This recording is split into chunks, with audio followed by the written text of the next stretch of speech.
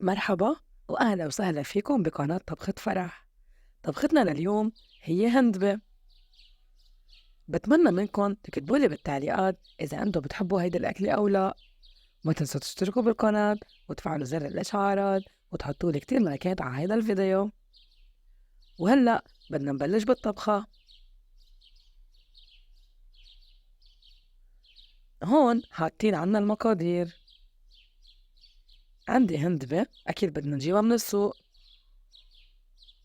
كباية زيت نباتي، 4 بصلات، حصص توم، وملح.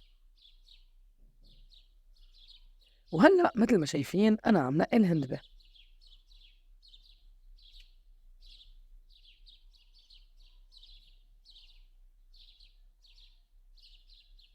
أكيد بدي نقيهم للهندبة لأنه مرات بيكون فيهم رمل أو بتكون وحدة صفرة مثلا منا ظابطة، فأنا بدي شيلهم على جنب. هلأ عم نقي الهندبة وبعدين رح أقص الضلوعة من فوق، بعدين بنفرمهم.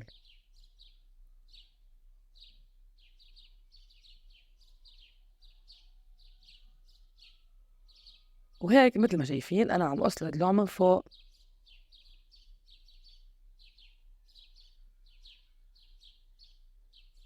وبلشت أفرم الهندبة، بفرمهم لقطع متوسطة. هيدي الهندبة كتير صحية ومفيدة للجسم وجدا جدا طيبة.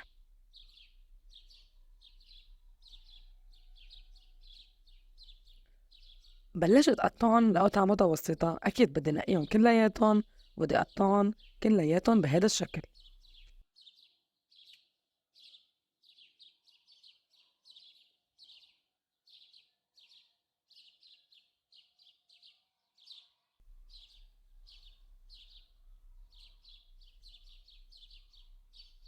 هيدي الأكلة أبدا ما بتاخد وقت، بالعكس كتير سهلة. بتمنى أكون تجربوها وتكتبولي بالتعليقات.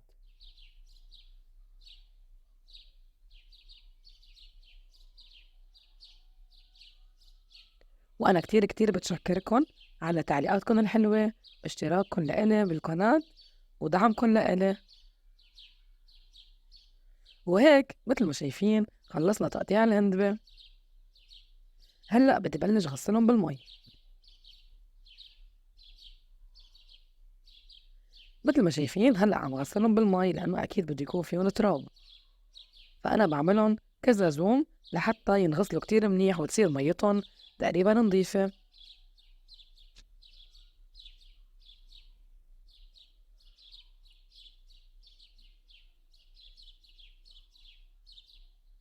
بلشنا بأول زوم. مثل ما شايفين فيهم تراب، فأنا رح أرجع أعملهم زوم تاني.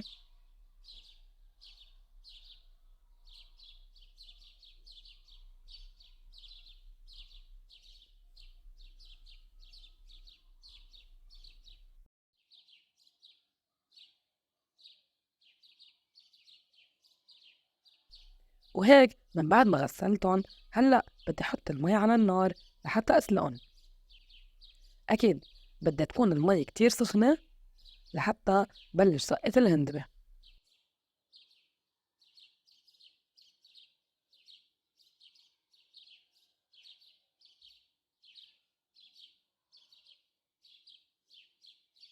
بلشت الهندبة تنسلق عنا.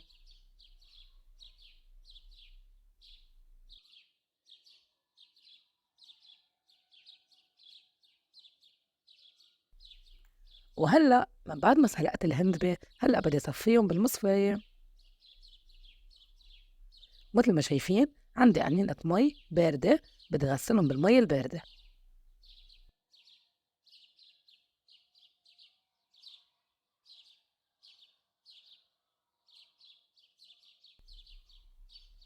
وبعدين بدي حاول ارجع صفيهم من المي وحطهم على جنب بالصحن.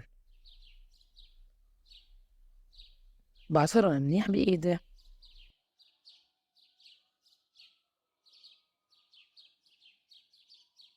لازم تكون الهندبة ناشفة بهيدي الطريقة.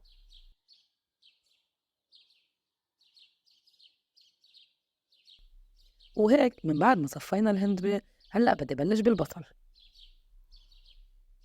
أكيد بدي أقطع البصل تقريبا لقطع شرحات لحتى نحطهم بقلب الهندبة.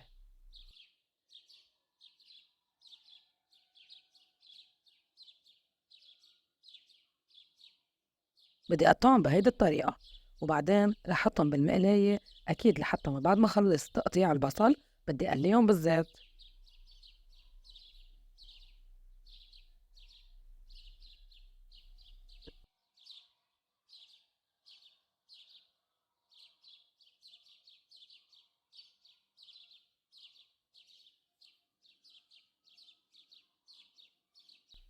هلأ بدي أحط زيت نباتي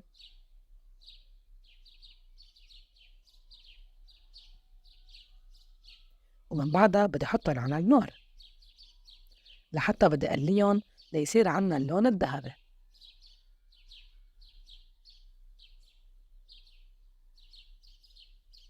بلش البصل ينقلي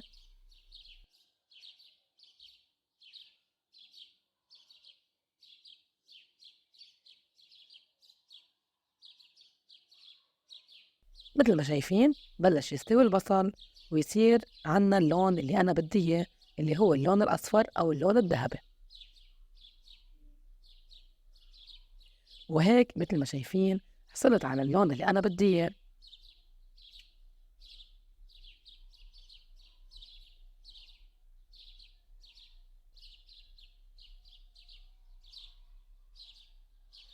وهلأ بدي أجيب صحن صغير، بدي أشيل بصل على جنب لحتى بدي أحطهم على الزينة من بعد ما تخلص الهندبة.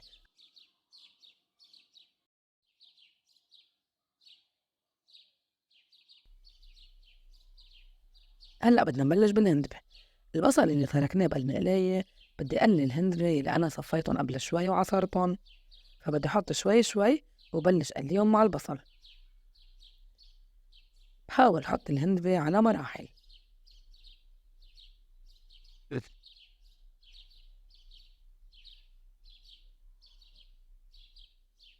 هلأ عم برجع أحط الهندبة الباقي عندي لحتى أرجع أقليهم مع البصل.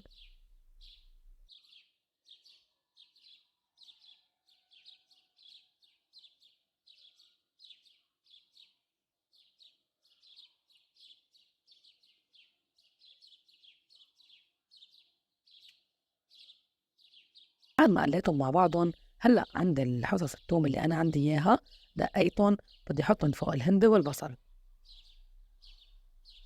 وأكيد بدي أحط معلقة كبيرة ملح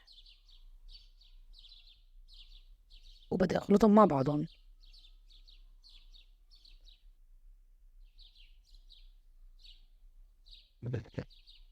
وأكيد بحركهم كتير منيح لحتى ينقلوا منيح منيح. هيدي الأكلة كتير سهلة، بتمنى أنكم تجربوها. تكتبولي بالتعليقات.